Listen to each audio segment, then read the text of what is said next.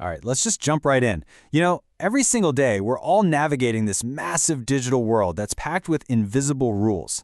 So today, we're going to pull back the curtain on the laws and, maybe more importantly, the ethical questions that shape your entire online life.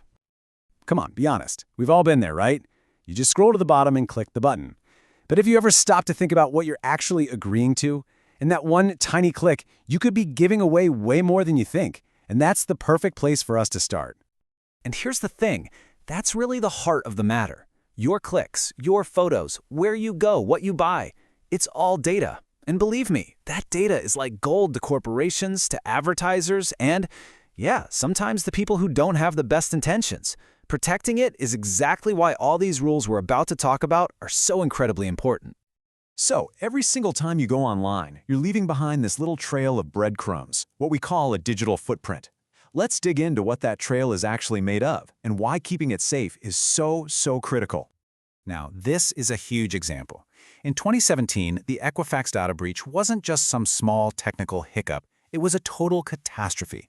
I mean, think about it. Names, addresses, social security numbers for 143 million people. Just out there.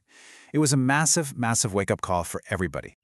Okay, so when something like the Equifax breach happens, you're probably wondering, well, what protections do I even have?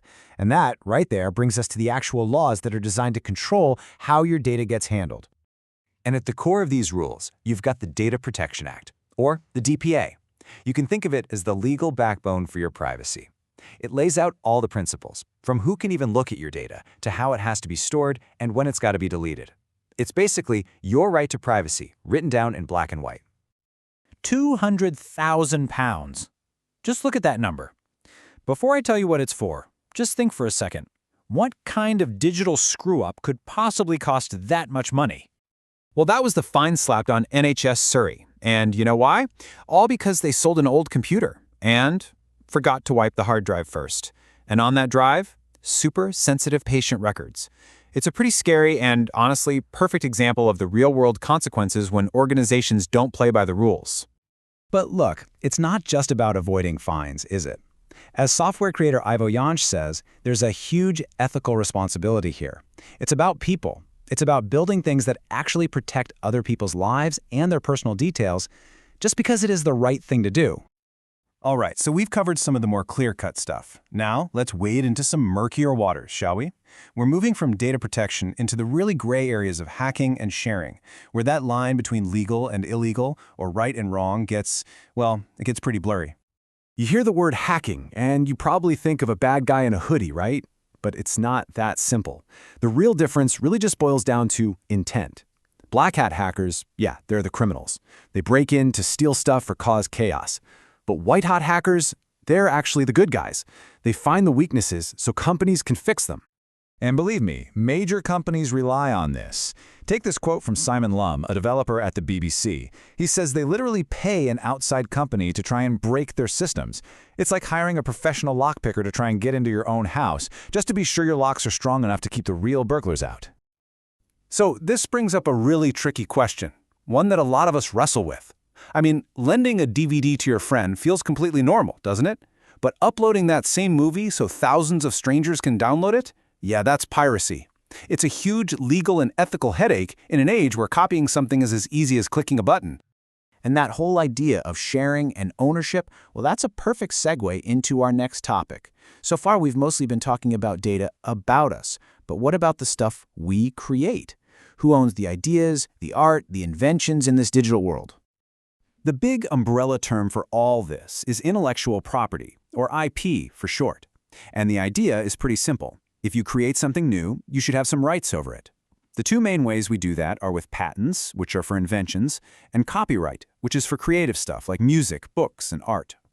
Here's a fantastic real-world example. You know that smartphone in your pocket? Well, Professor Steve Ferber, one of the designers of the ARM processor inside it, explains how a key part of their technology was patented. That patent protects their brilliant idea from being copied, which is why tech companies guard their patents like treasure. But, not everyone wants to lock their work down completely. What if you want people to share it, just with a few rules? That is exactly where Creative Commons licenses come in. They're super flexible. Let's run through the basics. First up is attribution. which just means you have to give credit to the person who made it. Simple. Then there's non-commercial. You can use it, but you can't make money from it. No derivative works, means you can't change it or remix it. And finally, share alike, means if you do alter it, your new version has to use the very same license. It's a really powerful way to share things online. Okay, let's zoom the camera out for a minute. We've been focused on individual data and ideas. But when you look at the big picture, our digital life has these massive consequences for society and even for the environment. One of the biggest problems is what's called the digital divide. Think about how much of your life is online: banking, job applications, healthcare, everything. Now imagine you just can't get to it. Whether it's because you can't afford a device, you live somewhere with no internet, or you just don't have the skills. That gap creates a whole new kind of inequality. And then there's the actual physical stuff, the phones, the laptops, the tablets. We're in this constant cycle of upgrading, aren't we? But where does all the old tech go? Well, with an average lifespan of just 2 years, a lot of it becomes this giant, growing mountain of electronic waste, or e-waste, that leaks toxic stuff into the planet. It's the hidden environmental cost of our digital addiction. So, what's the bottom line in all of this? Well, laws like the Data Protection Act give us a baseline, a set of rules. But being a truly responsible digital citizen, that takes more. It's about thinking critically and figuring out how to act in that complicated space where the law stops and your own personal ethics have to take over. And I want to leave you with a real brain teaser to think about. Picture this: a student finds a really bad security flaw in their school's website. To make sure the school fixes it fast, they post the details of the flaw online, anonymously. Now, on the one hand, they forced a fix and protected other students. But on the other, they broke the rules and maybe even showed criminals how to get in. So, was it an ethical, white hat kind of move? Is it legal? There's no easy answer here. But what would you do?